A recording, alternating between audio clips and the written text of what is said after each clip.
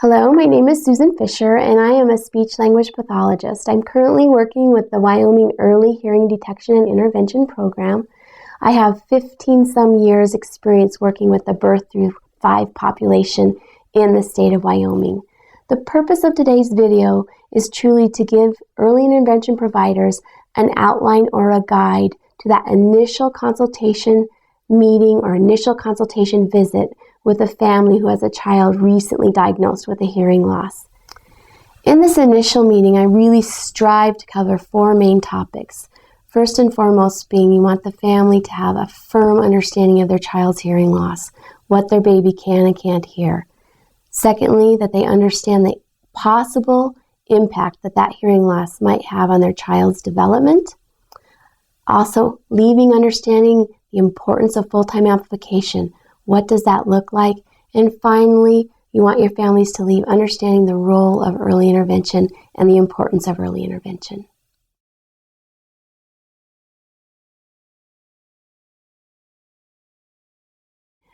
Prior to addressing the 4 goals that I just outlined, it's really important that we address the grieving process with these families. Every person will deal with grief in their own way, and some of our families may be coming to us in some denial, feeling like their child may not have a hearing loss or just feeling totally overwhelmed. And as an early interventionist, it's really your role to help those parents through that process. And if you feel like the family is just really struggling and dealing with the grief, then the initial consultation will look different than what we're going to outline today. And the information that I'll share with you today would be shared at a later time. In the state of Wyoming, we have a Hands and Voices chapter, and that is a fabulous parent organization. It will provide support to parents, parent-to-parent support.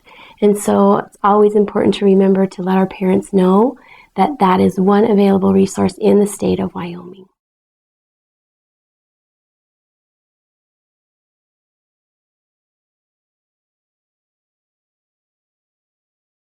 Important first step when you're meeting with a family is to help them understand their child's hearing loss and to really have a firm understanding of that child's hearing loss. Your families may come directly from the audiologist's office to you, but you can never take for granted that they truly come to you understanding the child's hearing loss. The audiologist may have gone over everything with the family, possibility that the family absorbed some of it, not all of it, or didn't absorb any of it at all. So it's truly your responsibility as an early interventionist to review that in this initial consultation. And this is something that you want to revisit with your families on down the line again and again, bringing them back to the child's hearing loss. A resource that I always use, a fabulous resource, is the Familiar Sounds audiogram. And you plot that child's hearing loss with the family there on that Familiar Sounds audiogram. It takes something that's pretty abstract and makes it very, very concrete, because you can draw that threshold and say, look, mom and dad, these are the things below this line that your child can hear and the things above that your child does not have access to. And that can be really reinforcing to parents that are coming to you saying, I know my baby hears. We see this baby responding to sound. We know she hears. And then you can say, yes, you're right. You're absolutely right. And these are the things your baby hears. And refer back to that Familiar Sounds audiogram. But then, more importantly, these are the things your baby does not have access to. At this point, you'll want to discuss the difference between detection and discrimination, and letting parents know that truly detection is that, oh, I hear something.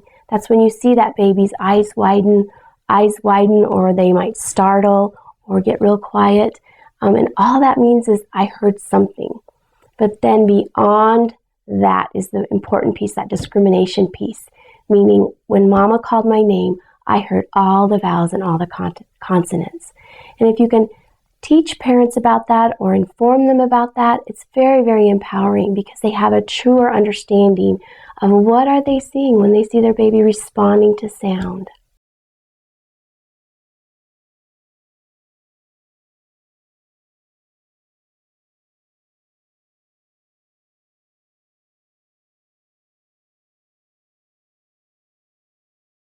Once you know that your parents have a firm understanding of their child's hearing loss, they know what their child can hear, what their child cannot hear, the next step is truly to help them understand the possible impact that hearing loss might have on their child's speech and language, cognitive, and overall development.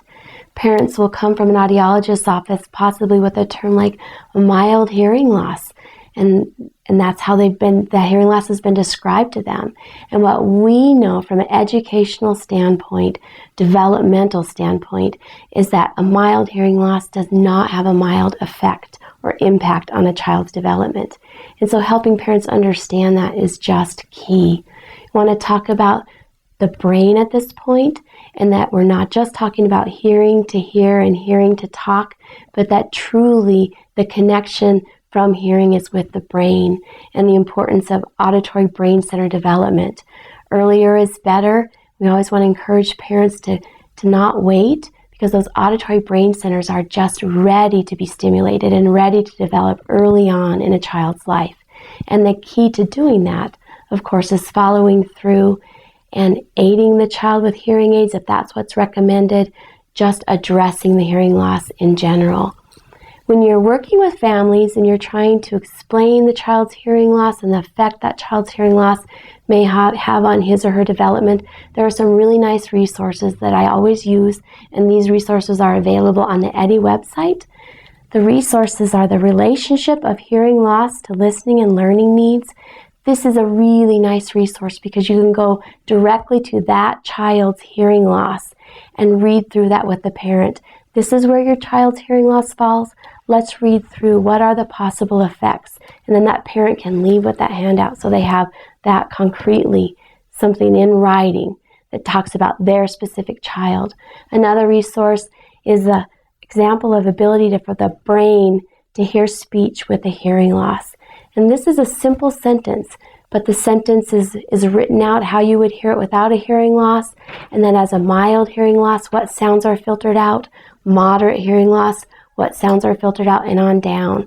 And so that can be very, very helpful to a parent to understand, oh my goodness, the impact that just even a mild hearing loss would have on my child's ability to hear speech, to discriminate speech.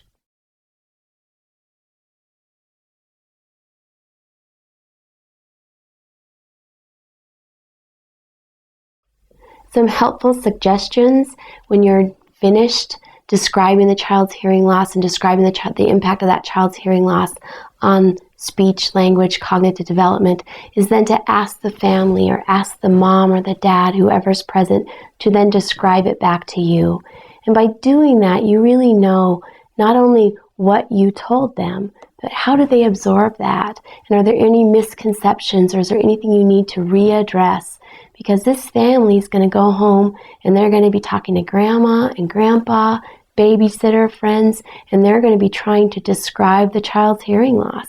And so truly, by taking the time to say, now tell me what you heard, you tell me about your child's hearing loss, very, very helpful. So you have a better idea knowing that that family truly is leaving with a firm understanding.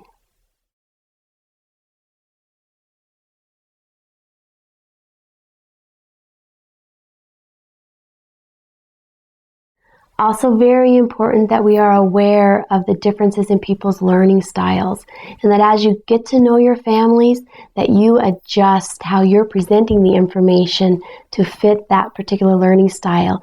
And you may have a mom who has a learning style that's very different than a dad's.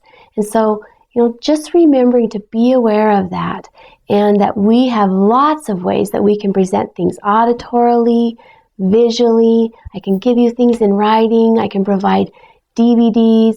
Really get to know your families so that you're going into their space and giving them what they need in a way that they can better absorb it.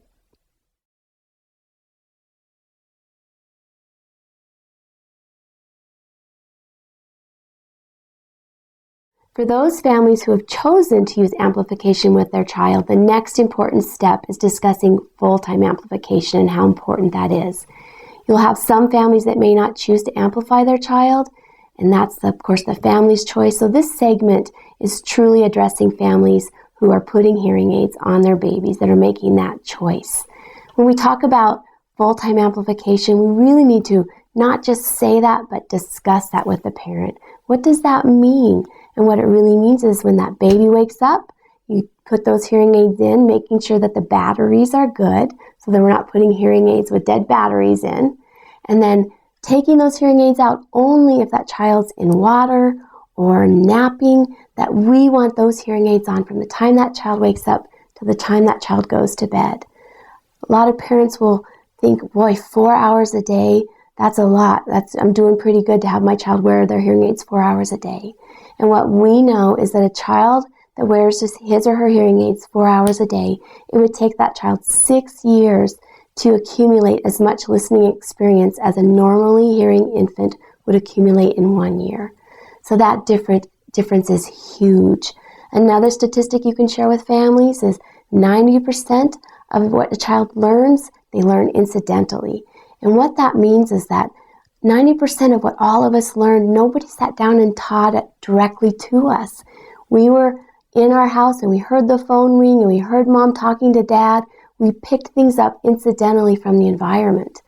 And so by having hearing aids on from the time that baby wakes up but to the time that baby goes to bed, the hope is that you're giving that baby better access to incidental learning.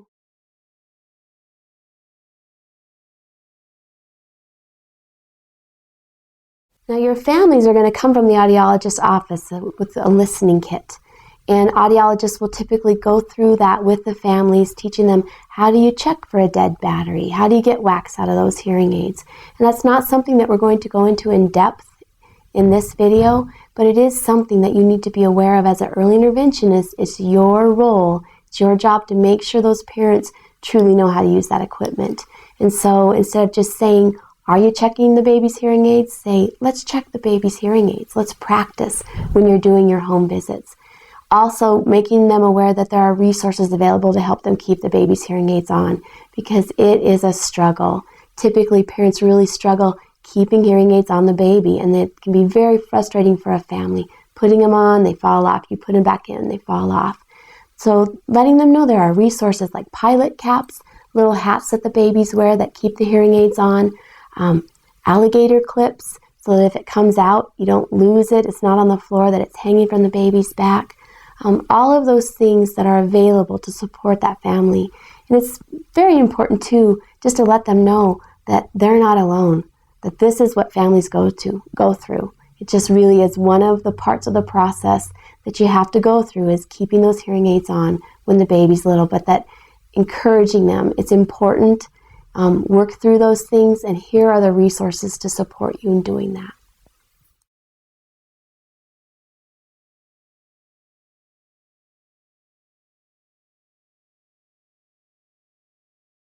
Finally, very important for you as the early interventionist to discuss the role of early intervention in the child's life, the importance of it, what does it look like. What we do know through credible research in our field, that babies who have all the screenings completed by 1 month of age and at 3 months of age have a confirmed diagnosis are amplified, and then at 6 months of age connected with early intervention services, those babies with hearing loss have the potential to enter kindergarten with age-appropriate speech and language skills. And that's huge. That's such good news. And we want to share that type of information with parents. Because hearing loss is invisible, sometimes parents will be so good at keeping the hearing aids on the baby, but thinking that hearing aids are like glasses. You put them on and everything's okay, that you're good to go. And you need to educate the family, inform the family so that they understand that beyond just wearing those hearing aids, beyond having that amplification, there's another level of support, and that's the early intervention. Your primary role as an early interventionist, of course, is to educate the parents so they are making informed decisions for their own child, making sure that we're not throwing out acronyms like IFSP without telling them what does that really stand for, what does that mean, fostering their involvement in the IFSP process so that they are actively involved in developing those outcomes, actively involved in developing a plan for their baby. Making sure that they also understand that they have lots of choices, that if an early interventionist gets involved with their family, it doesn't take away their power or their ability to make choices for their own child. We all have biases, and you have to, of course, own your bias as an early interventionist, but it's really important to remember that that family needs to make its own decisions, the decisions that will fit for their child in their life. Also, making sure you let families know that you can make a decision and change your mind. And most typically that is what happens, especially with communication options when we're talking about, do you want to sign with your baby? Do you not want to use sign with your baby? Those communication options, parents will say, no, maybe I choose not to sign with my baby, and 6 months later, I'm thinking my baby's a visual learner. It's okay. Let's change your mind at any point in the process that team can meet and different strategies can be utilized. The outcomes can be changed. So making sure that parents truly understand their power, their role, and how important early intervention services are. Another misunderstanding sometimes is that parents think early interventionists kind of come into my home and I'm going to go clean the kitchen because you're going to fix my child. And we want to make sure they know from the very, very beginning that I'm going to come into your home and I'm going to integrate into your daily routines. I'm going to teach you how to facilitate language, how to facilitate hearing, help your child tune into the sounds in the environment while you're feeding, during bath time, during playtime, changing that diaper so that you're not having to think that, oh, the early interventionist here, I better have my house clean. I'm maybe sitting on the floor waiting for that person to come in. That truly that early interventionist is going to help you learn how to provide what your baby needs all day long, the rest of the week or the rest of the 2 weeks when the early interventionist is not there.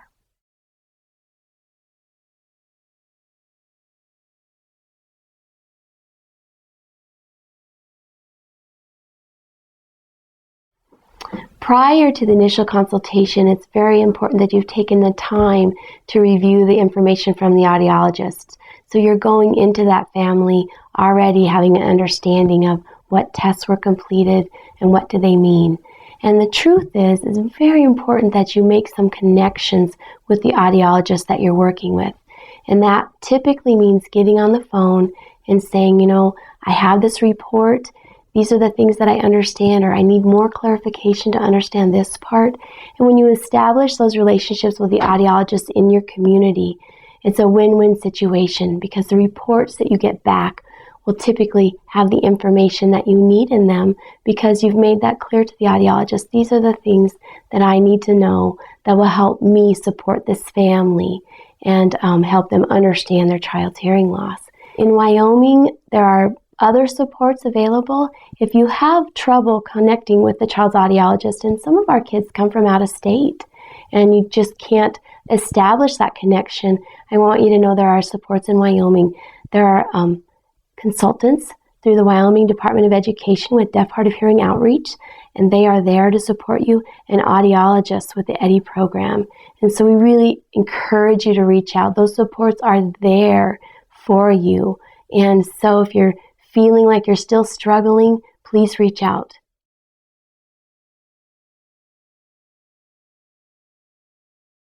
There are a few additional things that I'd like to discuss before ending this video. We've covered a lot of information today, and you may not get through all this information in your first consultation visit, and that's okay. What's important is that you take the time that's necessary to truly cover all of the information with the family, knowing that you're going to need to revisit this information ongoing as you work with the family as their early interventionists.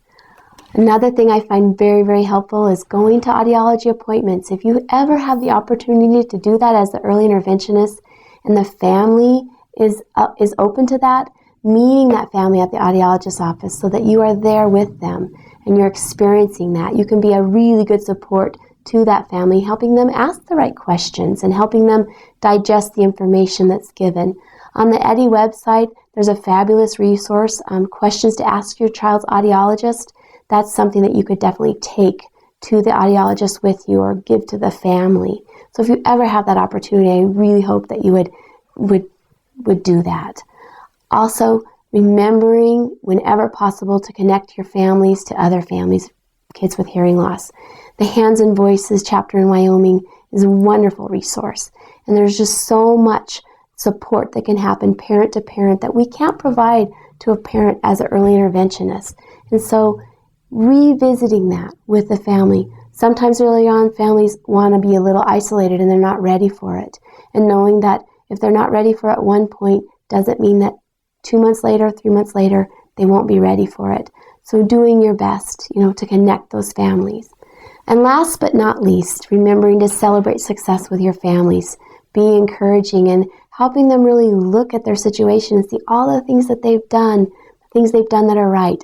Getting their child screened, following up with the pediatric evaluation, following up with hearing aids. Remembering to be that voice for the family that says, you're on the right path. You're doing the right thing. I'm here to support you. We're headed in the right direction.